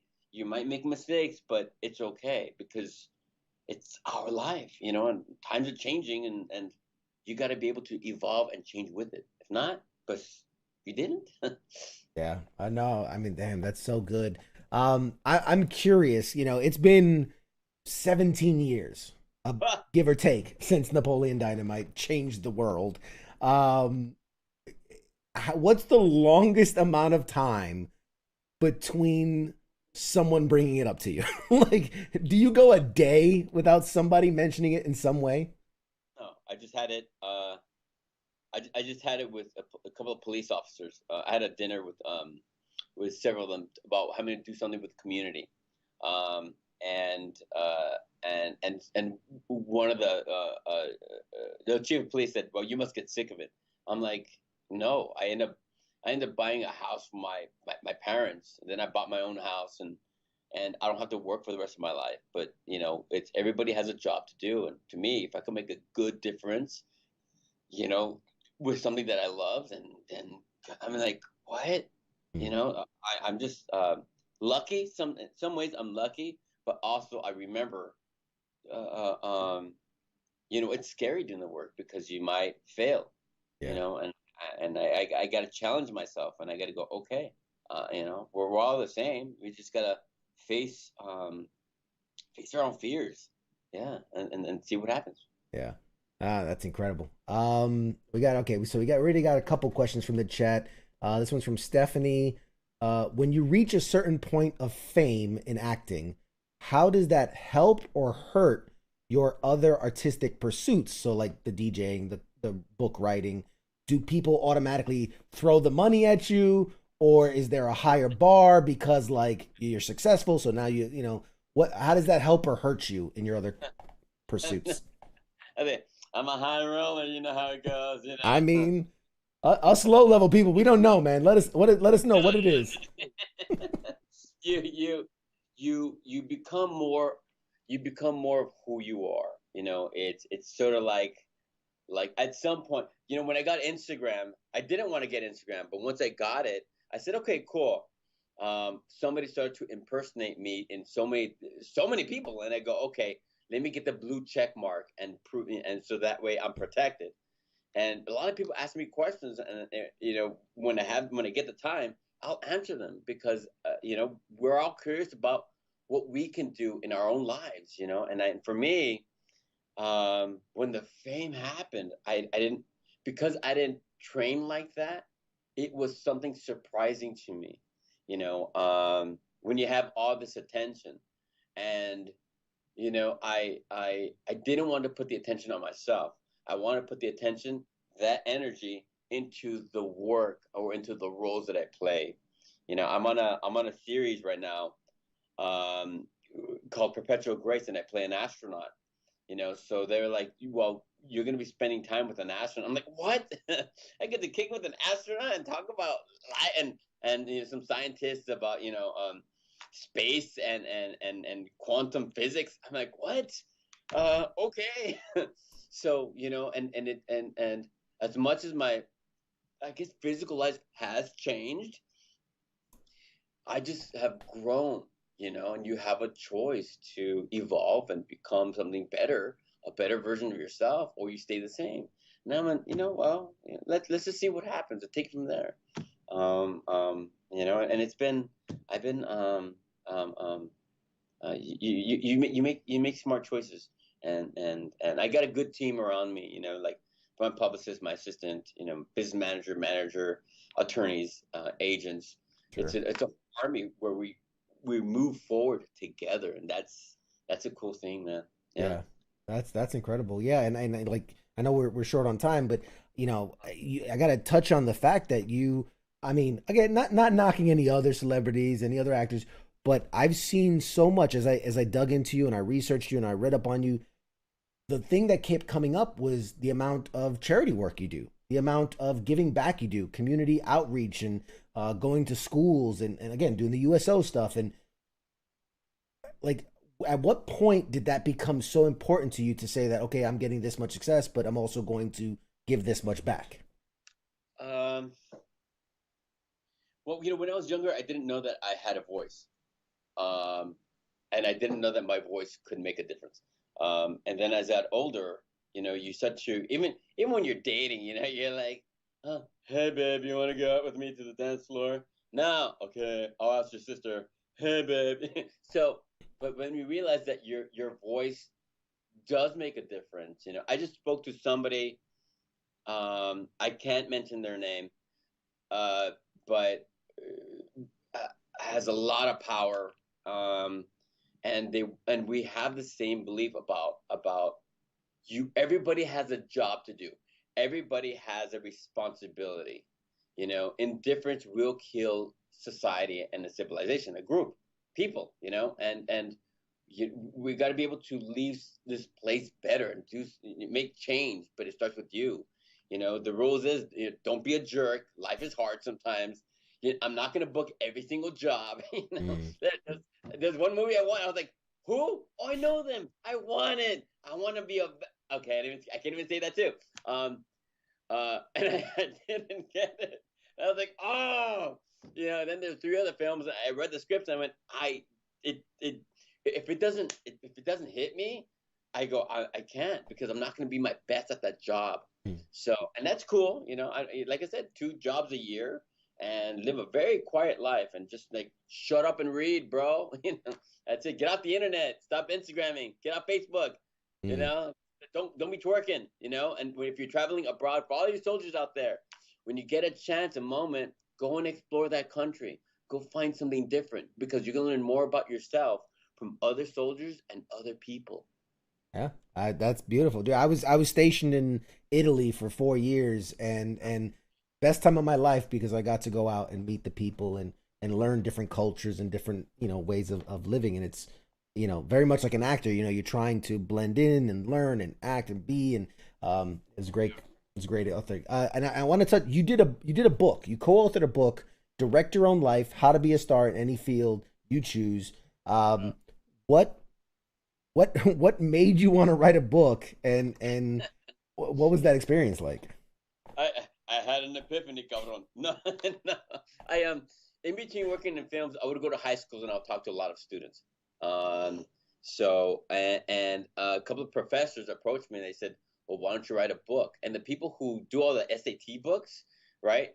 That company, they approached a producing partner and made to write a book. And I'm like, okay. And I'll tell you something very interesting is that when I wrote it, I would write a whole chapter. And then after writing a whole chapter, it was all this, as I call all this yippity yap, and there's no verdad in it. And I go, you know what? Once I finalized it, I deleted the entire chapter, because that's when I knew when I could start telling the truth of my gains and my losses, and some painful truth of, like, you got to learn something, fool. So I did, and it kind of blew up. And, I go, all right, if I could leave a stamp, and say to everybody, I'm just another version of you, right? Then I'm no different. We're going to figure it out together. Because at some point, in our lives, we live from 0 to 100. If I'm 101 and I'm still alive, dude, I'm going to jump off a plane with no parachute. All right. Fair enough. Fair enough. Let me ask you this. So, I mean, obviously, you're an amazing DJ. I've heard some of the samples. Have you? I have. I actually have. YouTube's is an awesome thing, man. You can find anything on there.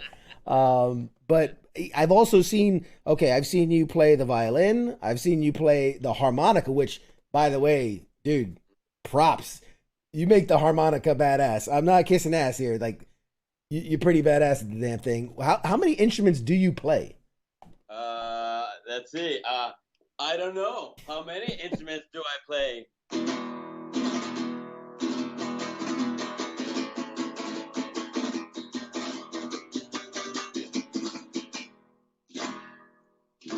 Ole. Yeah, I'm telling you, hardcore nerd.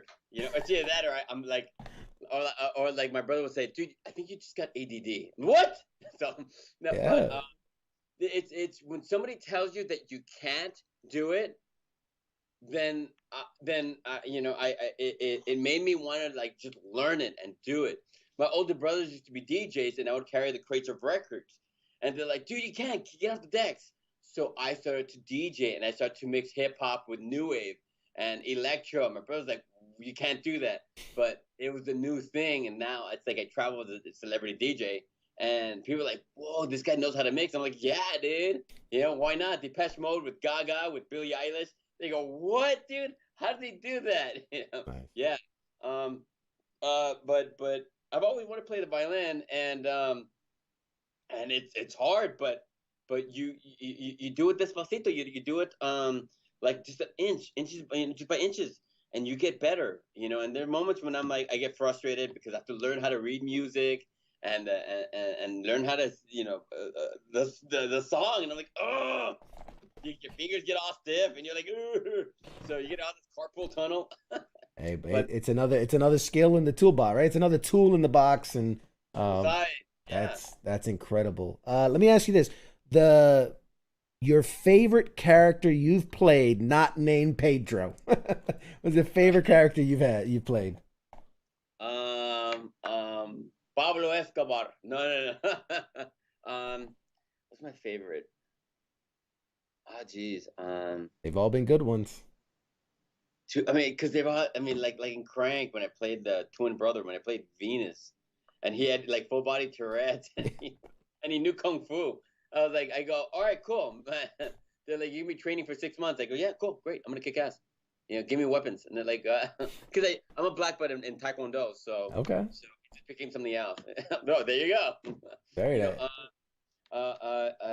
Gosh, every world and every character I play, I kind of have a rule, like no two characters are going to be exactly alike. Sure.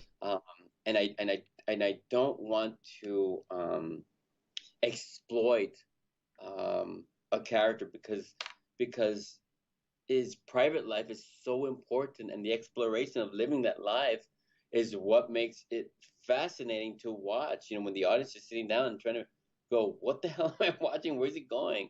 That's that brings a curiosity to me as an artist, you know. And I learned that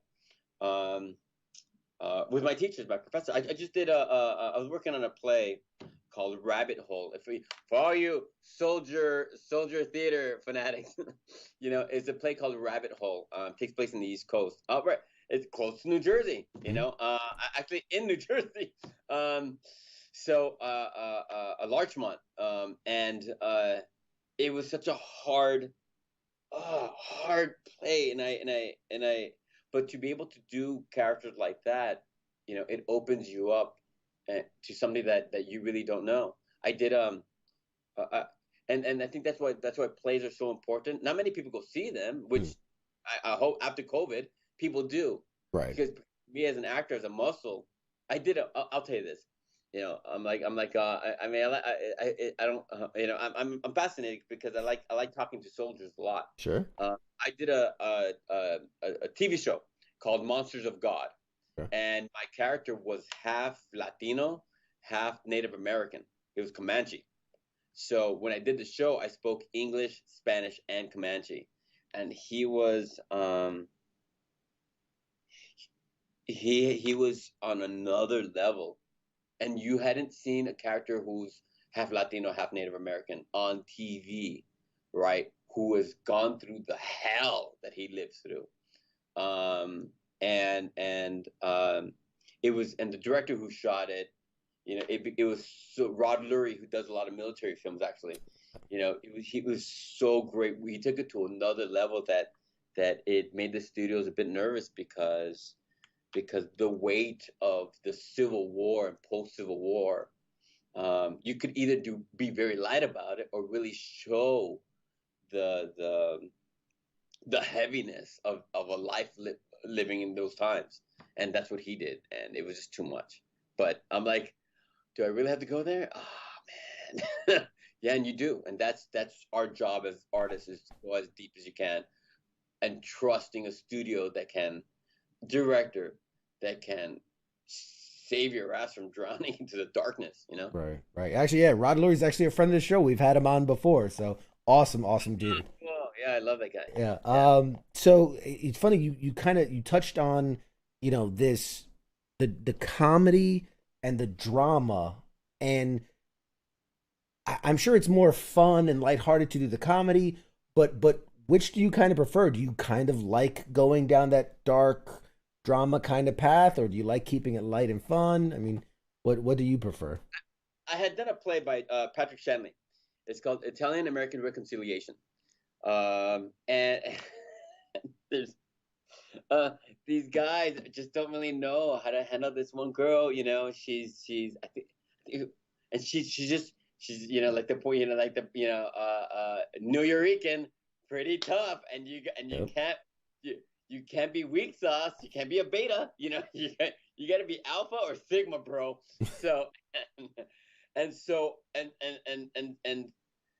the comedy comes out of really admitting the pain that you're going through, and it's like when you're 13, 14, you really fell in love with this girl, and you could hear a song, you're like, you hear Prince, and you're like, purple rain, purple rain. I'm like, why'd she break my heart? Yeah, that's where the comedy lies.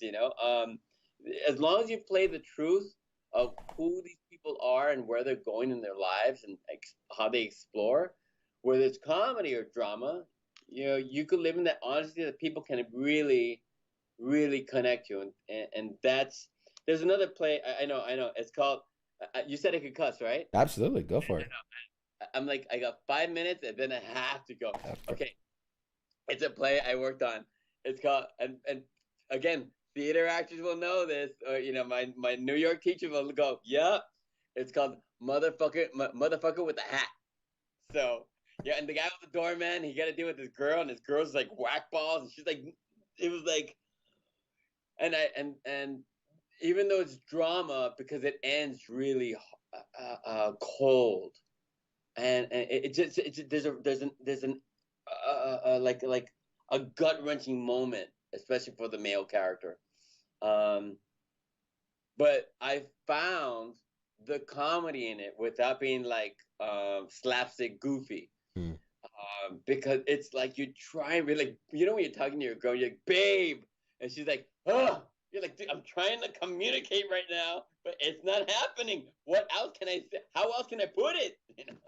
So that when you find the tension in that, that's where the comedy lies, and people will embrace you for living through that. And to me, I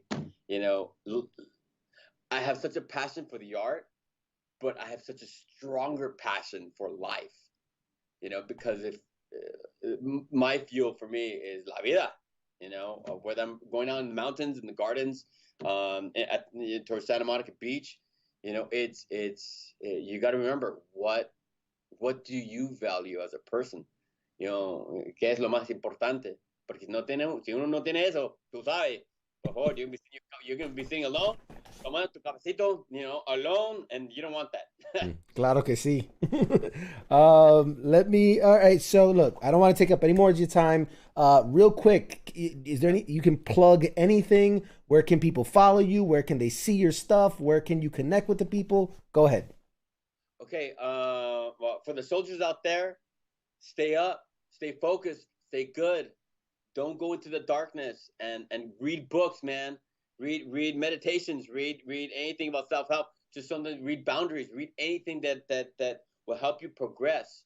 I'm on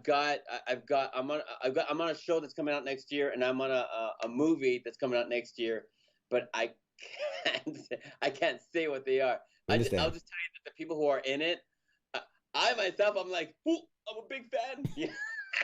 But you know, when I'm on set, I gotta me tengo que quedar calladito, you know, cállate el hocico, cabrón, you know. So, but I get so excited because I honor the work that they do as well, and it's I'm just again I'm grateful for it, and you know, I hope I don't suck. you know. You don't, man. Everybody loves you. Everybody in the chat is saying how much they love you and they think you're awesome. So no problem there. For the internet, you know, like I said, whether I got a film or a TV show or where I'm DJing or when we're screening Napoleon Dynamite, because we travel the country and we scream and do a Q&A, and it's really nice because we really interact with people, and I want to be able to do that again. You know, of all ages, you know, viejitos, you know, the little kids. I'm like, hey, people can find me on Instagram, you know, the real Efren Ramirez, the real Efren Ramirez. I'm not on anything else. I don't have time for TikTok, bro. You know, it's like, dude, you know, or maybe I'm just too old, cabrón. You know, it's like, I don't like, they're like, what? No. I'm like, I got to learn that violin song, you know, but, you know, Ode to Joy. Yeah. Yeah, that's awesome, man. I thank you so much for your time. Anytime you want to come back, promote anything at all, we'd love to have you sit down for longer and talk. Can I ask you for one last favor? Okay, I'm not gonna make love to you. No. Hey, only if I'm playing Kalo and Crank. We'll put it on the side. But no, just you're listening to WTF Nation Radio in your best Pedro Sanchez. That's all I ask. I'll do it with the combination of multi-characters. So like, hey, bro, this is Pedro Sanchez talking as Napoleon. You're listening to WTF Nation Radio. Jeez. There awesome. You go. Dude, you are phenomenal, man. We appreciate you so much, man. Hey, guys, I'm going to toss to a quick break, and we'll see you guys in a few minutes.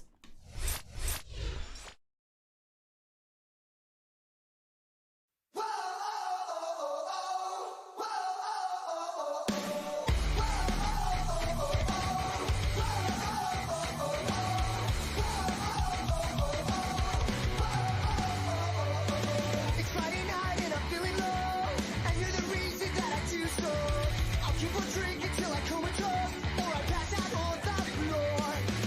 You got me staring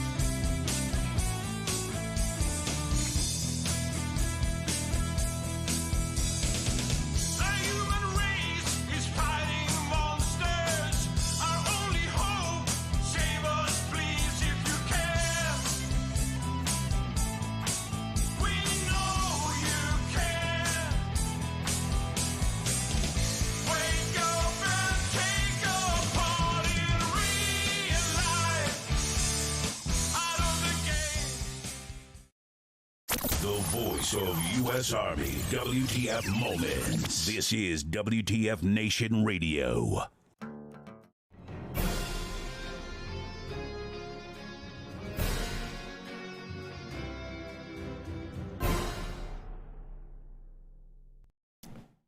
Hey, everybody.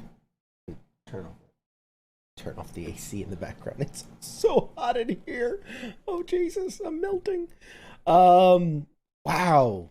How awesome was Efren Ramirez? I mean, unfortunate, it's the fact of an actor's life. We were supposed to have a full hour with the guy, but duty calls. He had to go prep to be on to do his thing, right? We got to understand that these guys are working, and you never know when they're going to get called in. Their personal lives, they sacrifice a personal life to do their job. So good for him. I'm so glad he took the time to be here with us for us. And we were talking on the side, and he said in the future he's going to be back, and we'll talk for much longer. But man, just what an awesome dude. This is usually the part where Radar comes in and I'm like, oh, Radar, wow, how awesome was that? That was great. This is awesome. Radar had a bit of an emergency at home, so he's not going to be joining us. Everything's okay. Little one took a tumble in soccer and needed to be rushed off to the doctor, but everyone's okay. We're just we'll check in with him next week. But that being said, that kind of wraps it for tonight. A couple closing items. Don't forget that we're going to premiere tomorrow on the station, WTF Nation Radio. If you don't like us and don't subscribe, you really should. It's awesome. We're premiering Last Out, Elegy of a Green Beret. For those that don't know, it was a play written by a former Green Beret, and very much in the vein of like a Hamilton. They recorded it, and now we're going to be releasing it, and we're happy as a station, as WTF Nation Radio and U.S. Army What the Fuck Moments, to be part of the release of this. And so we're gonna do a limited time release to kick off the Memorial Day celebration of life events that we have planned for this weekend, right? We know Memorial Day's coming up. Obviously, if you have loved ones, cherished ones who you'd like memorialized, send us pictures, and we're gonna put it up on the site. We're gonna play through it. We're gonna honor them. This is a celebration of life. Obviously, I've lost friends in combat.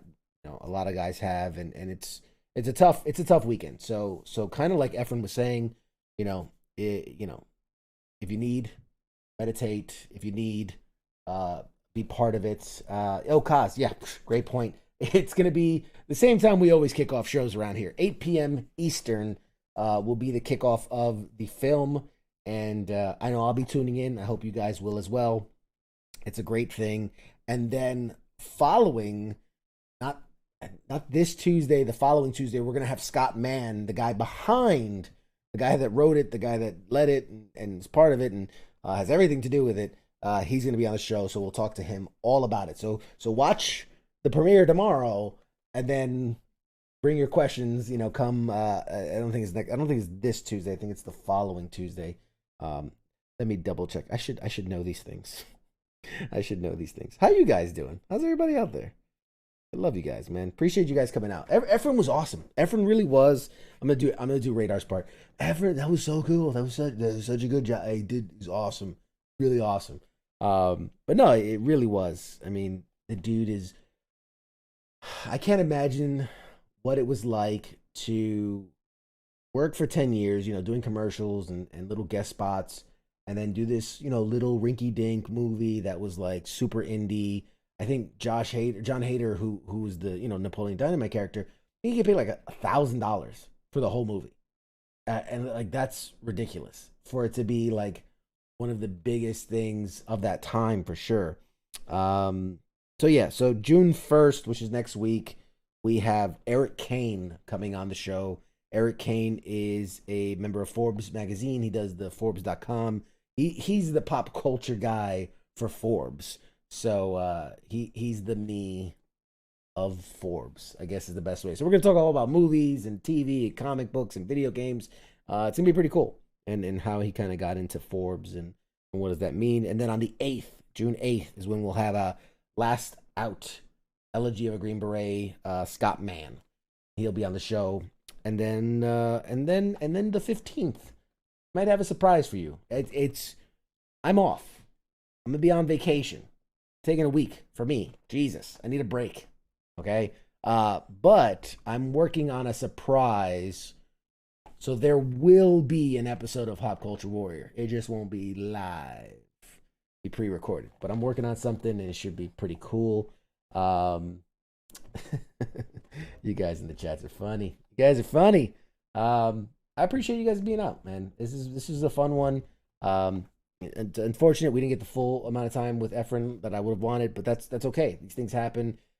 He's an awesome dude and respect the craft. He man, like, you know, you ever think like, man, if I was rich and famous, if I was a celebrity, like what kind of celebrity would I be? Like, that's the kind of person I would want to be, is, you know, work consistently, right? You don't need to be the center of attention. You don't want to be the guy you can't go out for dinner because people are driving you nuts. But you want to be connected to the fans. You want to be remembered and loved for the characters you portrayed. And you want to give back. I love the fact that, you know, I did a ton of research on this guy, and he really, he doesn't just talk the talk. He walks the walk. He really, goes back to his colleges and schools. He connects with the fans. They do a ton of those Napoleon Dynamite screenings. He doesn't have to, right? He doesn't have to. Like, he's a paid actor. He's, like he said, he's got a full team. He's got I can attest to it. He's got an agent, a manager, assistant, the whole team. He's legit celebrity who has done a ton of work. And, he doesn't have to give of himself. He doesn't have to give him time. He doesn't have to go to the Wakanki screening of Napoleon Dynamite for a theater of 20, 30 people and then sit there and do a Q&A with them. Like, he doesn't have to do that. He doesn't have to, but he does because he obviously loves his craft. He loves the community that he's built around himself, and I think that's awesome. I think that's the way it should be. So, with that, it's definitely been a fun one, a short one. You're welcome. I'm sure for some of you, you're welcome to get rid of me quickly. So, I'm gonna give you some time back. What the hell? I'm gonna release you guys early. You're welcome. You're welcome, guys. Keep it tuned. One last thing for those that weren't here at the start of the show. We hit our goal, 750 follows on the Facebook page. Right now, go to the page right after this. Right, I'm about to hang up on you guys. Right after this, go to the Facebook page, like the post that's there, share the post that's there.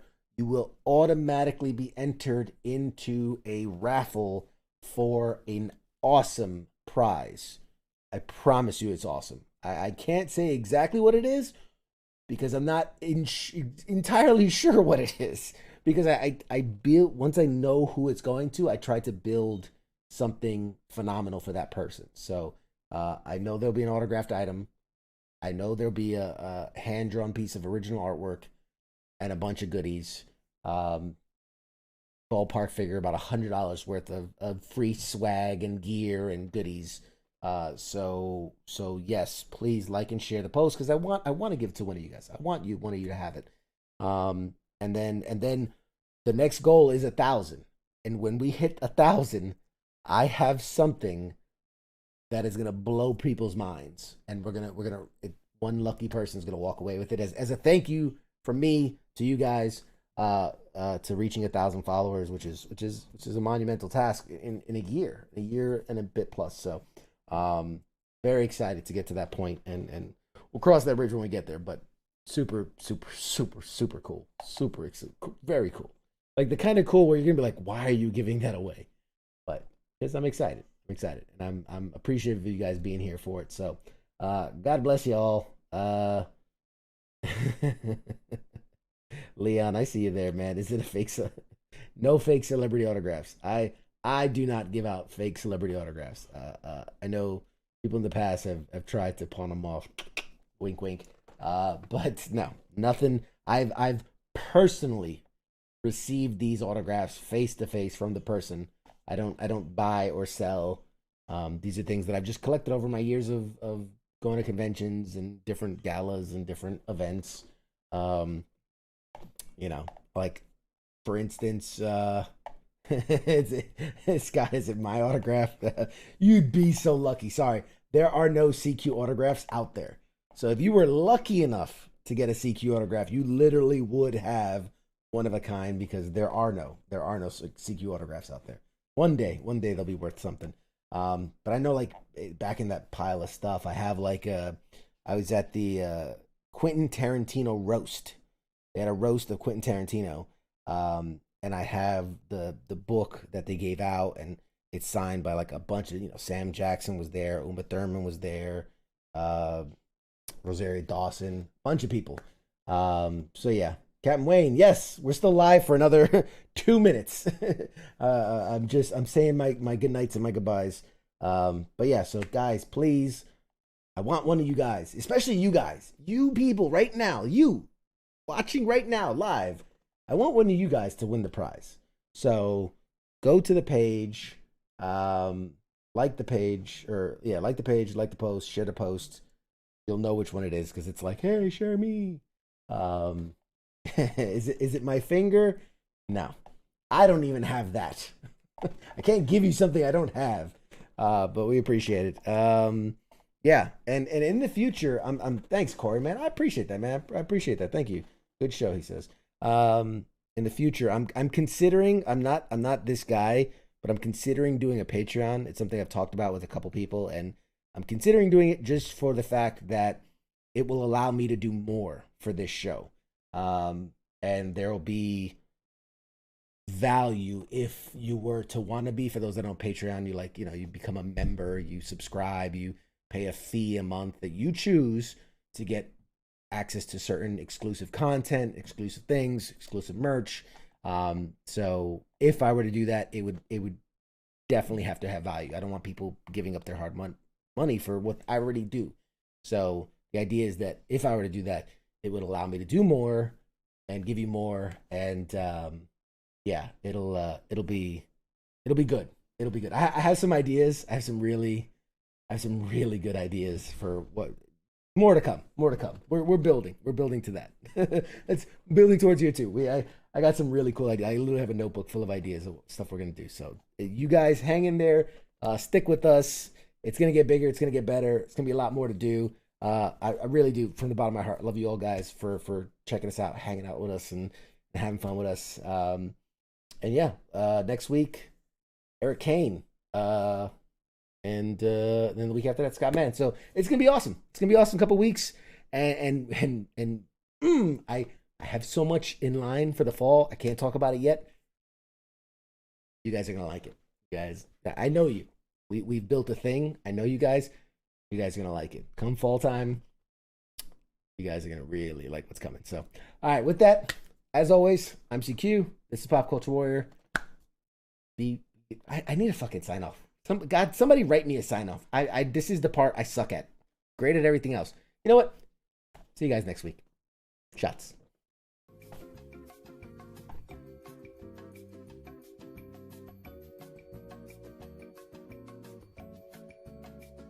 You